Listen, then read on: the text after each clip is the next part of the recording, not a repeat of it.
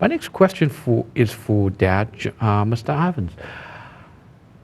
If you go back in time and remember the first time Alex was diagnosed with autism, how did that make you feel? And talk to us about how did you process the fact that now you have to live with a child with autism? Well, it was scary. We had an older daughter who was practically perfect. She didn't have any problems. And then Alex came along, and we didn't know what the problem was because didn't really know much at all about autism. We got diagnosed at Triad at Vanderbilt when she was 3. They finally determined that she was PDNOS. And since then, And that means? that means pervasive developmental order not otherwise specified. And it's a big tongue twister to say that 3 times fast. But Alex has grown a whole lot. At first, she didn't speak very long until she was almost in 1st grade. And then she came out with complete sentences. So we knew there was something going on there. And then later on in her development, she became a good reader. In 4th grade, she went to a reading academy at MTSU, and that summer she became a great reader just from going to a 2-week thing on reading. She has become an excellent reader since then and continues to be. You like to read, don't you, Alex? Yeah. And she has developed now that she's in her teens, she's developed more. She still has some social issues, social skill problems, but her academics she still has a lot going on up here that we're just now trying to get out of her. Sure. Mr. Ivans, let me ask you about the same question. When you first found out and you started to notice differences in Alex's behavior as a child, just between the moment she was officially diagnosed to the point where you're starting to see the characteristics of a child with autism, talk to us about that critical moment in your life. Well, I was devastated when I found out about the autism, but I really wanted Alex to be all that she could be. So when we found out that she had autism, we started searching for resources. The Bill Wilkerson Center, High Hopes, the Susan Grace School at Vanderbilt, and through all of those resources, we took Alex to therapy because we wanted her to be able to function as highly as she could. Okay, thank you. There is this new word out there in education. Well, actually not so new. It's called inclusion. And I know there are proponents of inclusion saying that we should educate children in an inclusive classroom environment with all other children. And talk to us about how did you as parents fit into the inclusion offering of schools versus being pulled out and working with Alex one-on-one on skills. Where are we on that currently? Well, inclusion is a fairly new concept in the systems in Tennessee, and I am a proponent for inclusion to an extent because I feel like since Alex has been in the pull-out programs away from her general education peers, that she's missed out on a lot of information and a lot of opportunities. Sure. She hasn't really ever gotten any instruction in science or social studies. So I feel like with Alex's brain is kind of like a sponge. If she were in the general ed classroom, she'd be picking up on a lot of information. Thank you. And Mr. Ivans, in terms of your experience working at the high school level and looking at transition as a service, looking at now Alex now moving into adulthood, and soon she's going to be going into higher education or a technical school or some vocation of her choice. What are you doing as a family to advocate for her living after she graduates? Well, we've been concerned about that for some time now because Alex is 16. She only has 2 more years till she turns 18. And the main issues we have with that are Alex still needs a lot of independent living skills that we're working towards. What she would like to do as a career at the moment is to be a writer. How practical that is, we don't know because you really have to be really good at it to support yourself as a writer. But she also has other skills and interests, and she likes to work with animals. She's very good with keyboards and computers. So if the writing thing she used as a hobby, we might be able to segue into a career working with computers of some sort as a typist or a programmer or something. She's very quick with a computer and can figure out programs faster than I can.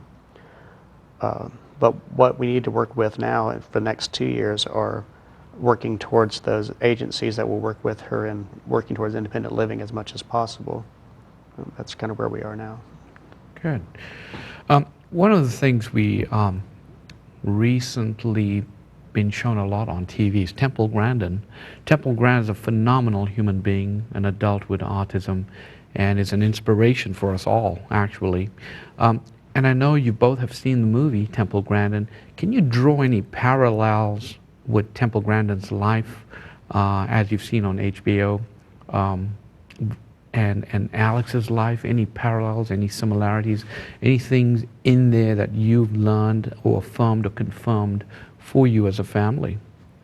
Well, Temple Grandin has sensory issues. She has trouble with people touching her. And Alex is a little like Temple in this way because Alex doesn't really like to hug. Mm-hmm. We have to really encourage her to hug us. The other sensory issue that Alex has is with sounds. She has a lot of problems with sounds.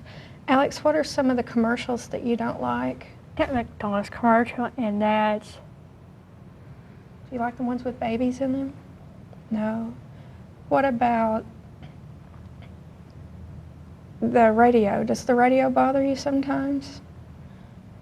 What do you want it to do whenever the station jingle comes on for Fantasy FM? Current ears because I don't like that. You don't like that? Alex, are there some words that bother you? What words bother you? You know, Can I say it? No, you can't. No. Alex does not like the words. Can you spell it for us? H-U-H, but I can't say it. I know you can't say that. Yes, H-U-H. huh. Huh. If you say, huh, which I just said, which is Oh. not allowed. Did that bother you, Alex? Yes. And Go ahead. so we got Alex these headphones so that when she's at school or someplace where sounds could bother her, these are what construction workers use to block out jackhammers. And Alex can wear these. Alex, how do you feel when you wear your headphones? To block out that girl I don't like because she talks really loud. And So if somebody talks really loud, it bothers you, doesn't it? yes, So these help her at school to be happier. To be happier. Okay. I noticed you got a lot of other goodies here. Can you talk to us about that? Alex, would you like to talk about what's your keyboard called? it's called Alpha Smart and it types me lessons and a type of about movies and stories. Okay. Do you like to collect anything? Yes, Can you show us part of your collection? pencils and apples. And they're plastic, right? Not real. Yes. Plastic apples. Do you have a lot of apples and pencils at home? Yes. We also have a very special person in Alex's life. I'm going to reach over here. And Alex, who is this? That's my sister. That is your sister. Oh, wow. Look at that. Yes. What is your sister's name? Her name's Leela and What does she do? she twirls, but she really doesn't do that anymore. She's in college. She's in college right now. Great. Thank you. Thank you. Yes, wonderful. Well, those are all wonderful things. I'm going to just interject with some information right now. The question I have is, so what causes autism? And the simple answer is we really don't know. The vast majority of cases of autism is, as they say, idiopathic, which simply means that the cause is definitely unknown. Something else we need to talk about are some of the signs. Number one, for autism, these are the things that you should be looking for as a parent. Number one is no big smiles or other joyful expressions by 6 months of age. And this comes from a website that I've just recently looked at. No back and forth sharing of sounds, smiles, or facial expressions by 9 months of age. No babbling by 12 months.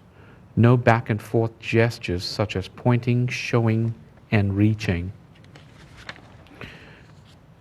no words by 16 months, no two-word meaning phrases without repetition by 24 months, any loss of speech or babbling or social skills at any age.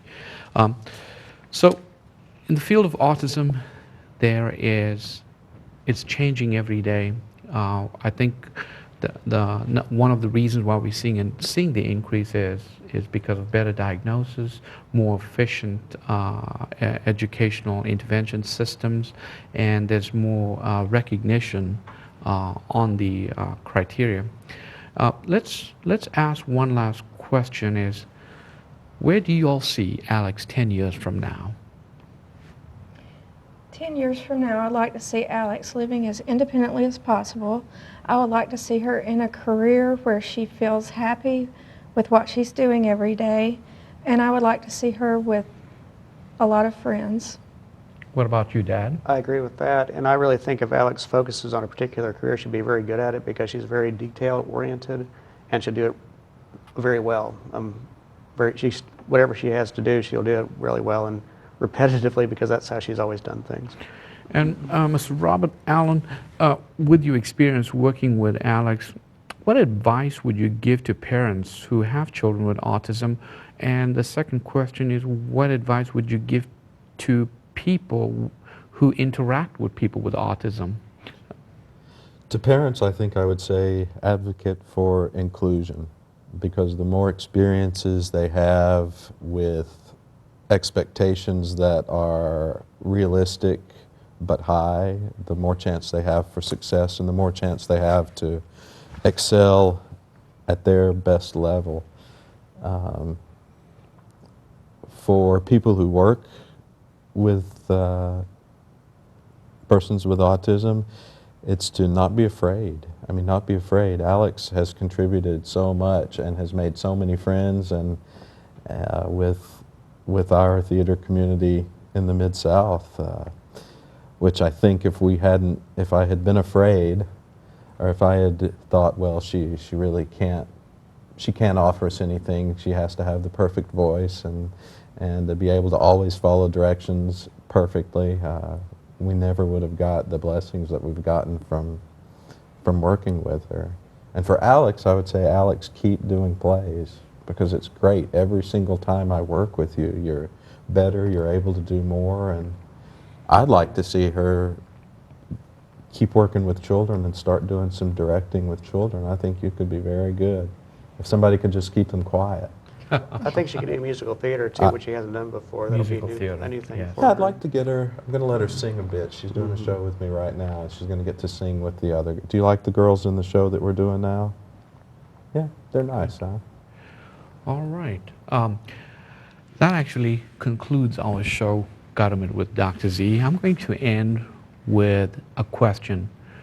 For parents out there who have children with autism and you're wondering what types of educational interventions are out there that really are proven to be effective. And I have a list of a few that I thought you'd be interested in getting more information about. The first one's called Applied Behavior Analysis, which is also known as ABA. The second one's called Pivotal Response Therapy, PRT. There's also a thing called Verbal Therapy, Floor Time, Relationship Development Intervention called RDI. There's a project called Project Teach. You can get more information about these. And there are several other interventions being used in classrooms today all over the country. I think the most important thing we have to keep in mind is the individual needs of each child. No two children would be the same. We thank you for joining us on the show, and we thank Alex for being part of our show today. And we wish you the very best in your future, Alex. Thank you.